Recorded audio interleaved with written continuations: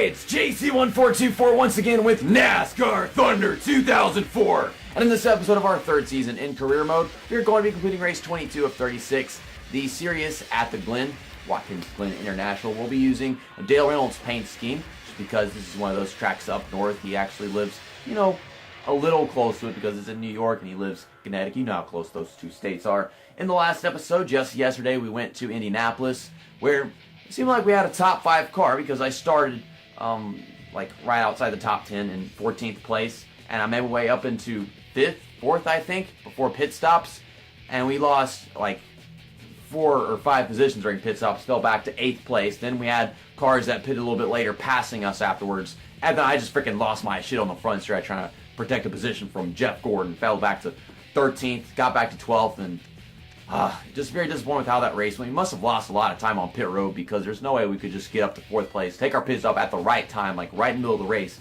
and then wind up losing all that freaking ground. And I mean, once I gotten into like 7th place, it's just everyone else was so far ahead of me. It's like, yeah, it must have been a really big advantage. But yeah, here's how the stats play out. Tony Stewart won that race, getting his 6th win of the season. He is the new points leader because he won the race, and I'm all the way back in 12th place. So it was a 41-point lead going into that one. So yeah, he just a really big gain, and I can't be doing that all the freaking time. Because this is a road course, the AI suck at road courses in this game. I'm not going to assume that I'm going to win. We have a great chance of winning. I just have to not drive stupid and hope that the qualifying isn't all dumb like they do sometimes in the career mode. I might do that next season, but it's not going to matter because whenever they do that, then I'm just going to be starting every race in last place just to make things interesting.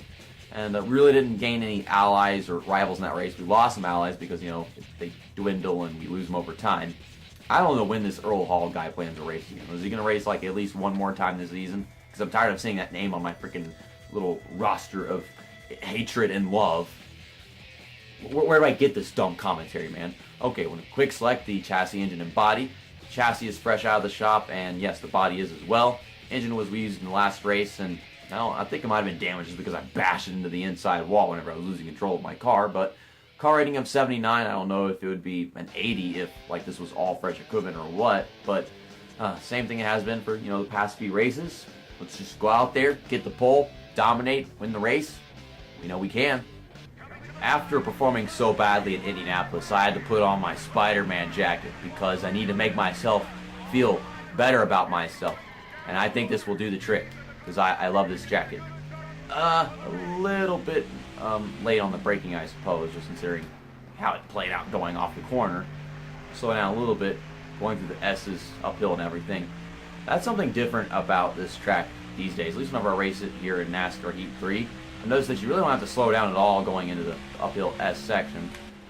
On the brakes right around right here. I can't see anything because this is a low resolution video game. The graphics are great and all, and best NASCAR game ever. But man, this freaking resolution prevents me from actually knowing what I'm going into. They got the little numbers like on the wall as you get closer and closer to the turn. I should be using that, but I actually haven't associated myself very much with the braking points as far as that goes. And getting a little oversteer out of this car, and I'm trying to keep it from oversteering into the wall and ruining my entire lap. Despite my slip-ups and being a little out of control, I've been using the right analog stick on this lap, and I'm deciding that we're in the actual race, we're going to be using the X, the square button. Yeah, it was a flawed lap, but we still got the pole. So, destruction! That car, man. Hey, the rest of us are trying to win a race. What? As long as I don't miss my braking point in turn 1 and Jerry Nadeau doesn't pass me as soon as the race starts, we should be fine. But yeah, then he does. And I didn't really miss my braking point. I braked at the right time and my car can't turn, but Ricky Cravens can. So yay, got a new rival. As if the whole Earl Hall thing was enough of a problem. So now I gotta get back around Ryan Newman. And out. Ryan Newman, you can't just drive down onto me like that going through the S's. Thought I was gonna have a run. Just mind my own business, man. Minding my own business, man. Yeah, I have my own personal businessman, by the way. Okay. That's for a while ago. Get me into 2nd place. And another rival. This is just the same old shit at freaking Watkins Glen. Why they all just pass me going to the first corner? I'm just at such a freaking disadvantage whenever these races start because the AI just automatically take off better than you. We gotta get back around Jerry Nadeau. Watkins Glen.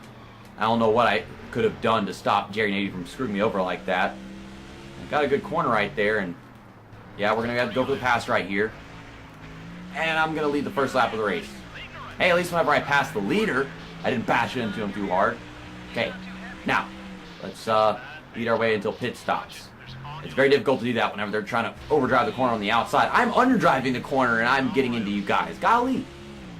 Just get out of my anus. Okay, just turn right here. Okay, we're starting to pull away. Stop hitting the wall, you buffoon.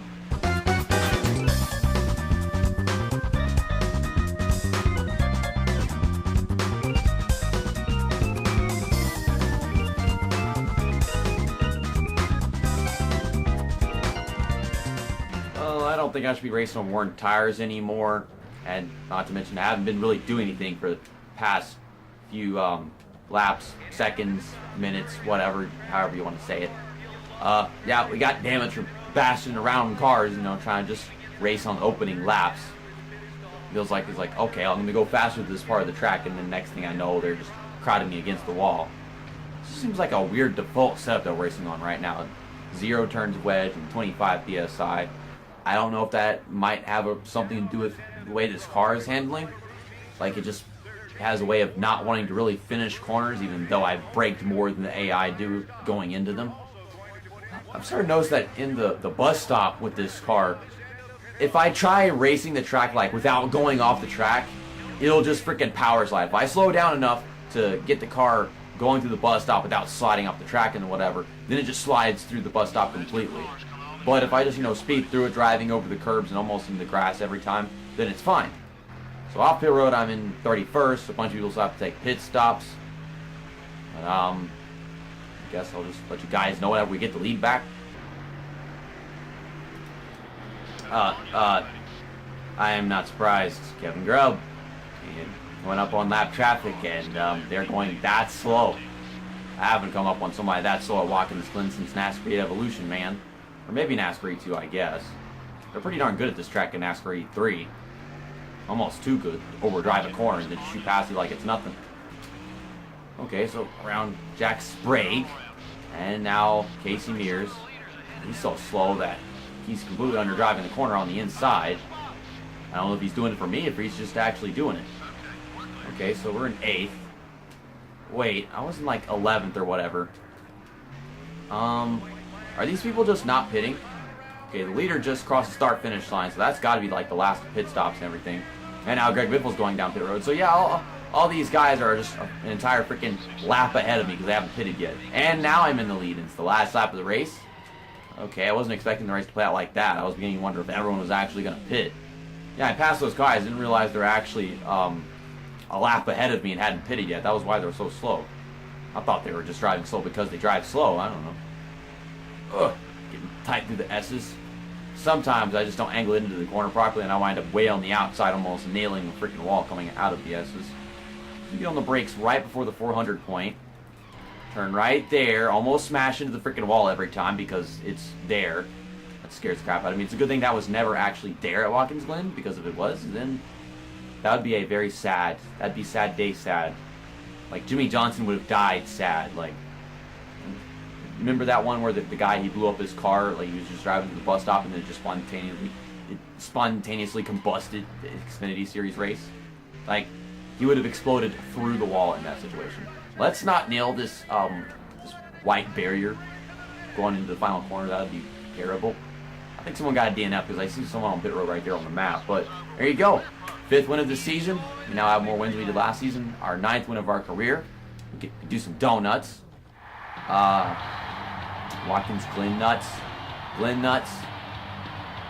Serious nuts. I don't know. Radio nuts. Dale nuts!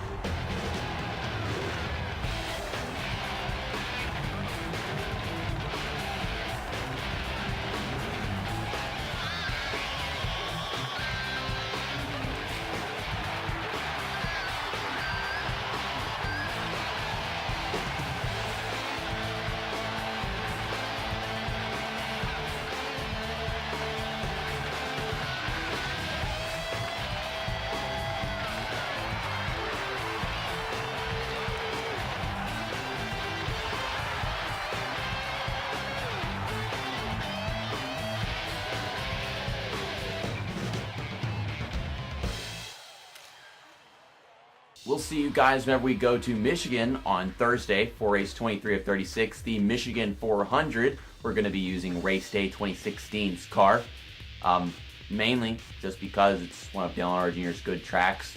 And I don't know, I just feel like racing race day 2016's car at Dale Earnhardt Jr.'s tracks. I'm stupid. I don't even know if he likes Dale Earnhardt Jr., but I'm just pretending like he does because I'm stupid. That's just what I do. I mean, you saw that victory lane celebration. I'm stupid, and I'm proud of it. Okay, Tony Stewart is 89 points behind me after that race. He must have had a horrible race there. He must have finished like 20th or something. I don't know if he just had one of those dumb pit strategies that everybody else was having there or what, but Tony Stewart's like best tracks are usually road courses, and it's one of his specialties, but apparently it wasn't today. And then you've got driver spec levels, let me guess. Yeah, Ryan Newman's pissed with us, Ricky Craven, and then Earl Hall is still here. You know, we would just have two if you would just, fuck off already. It's been 22 races, and this guy is still against me, even though that was all his fault at Daytona. He ruined my Daytona 500, and he's blaming me for it. He's too much of a wuss to just show up to the racetrack so we can talk about it, get this freaking rivalry out of the way. It's not even a real rivalry, it's just a fake neutrality, stupid shit. Okay, and then we got these allies right here. Yeah, we didn't really make any, of course, but we still got some sticking around, like, Johnny Benson, because of the Daytona race where I was sharing draft with him and stuff like that. And then other guys just from, doing whatever. Okay, so we've got some work in team management to do. I don't think it's going to be that much, though. Shop additions. We've got 4 races left until this washing machine comes in. You see it right there at the top. It says washing machine garage. And then we got 4 races left until this comes in, which, what is that going to be? 82 tire grip, 80 tire wear. And yeah, that's like 5 better than what we're kind of stuff we're using right now. We got 1 race that we're going to be using this again on. Engines. Okay, so this just finished, got being repaired or overhauled, whatever. 80 power, 72 efficiency. That is great. Okay, what's this going to be whenever we overhaul it? It's going to go from 80 power to 81, and then efficiency is going to go from 72 to 73, so it's just a slight improvement, but anything is good. $646,000 for 2 races, and then I think we just did something with bodies. Yeah, we don't have any work to do on bodies right now, but that goes down to 98 condition. I could have been like 99 if I just bashing the car out on the first lap. Probably blaming it all on the other drivers. Most of it was probably my fault. Because my freaking car wouldn't suck at starting races all the damn time. Okay, sponsorship happinesses. 96 with Coca-Cola kind of went back to what it was before we did Indianapolis, just because at Indianapolis we finished outside the top 10 and everything, and we got that top 5 with the win and everything right there. And Outback was already at 100. I think my prestige with this sponsor went down after Indianapolis instead of the happiness, just because I didn't even get a top 10 or whatever in the race, and it's not what the kind of performance they want overall. But I think the prestige went back up after that race too at Watkins Glen. Okay, well, see you guys in a couple days with the series. Check out Sly Cooper tomorrow, episode 32. See you next time. That's that, and episode over.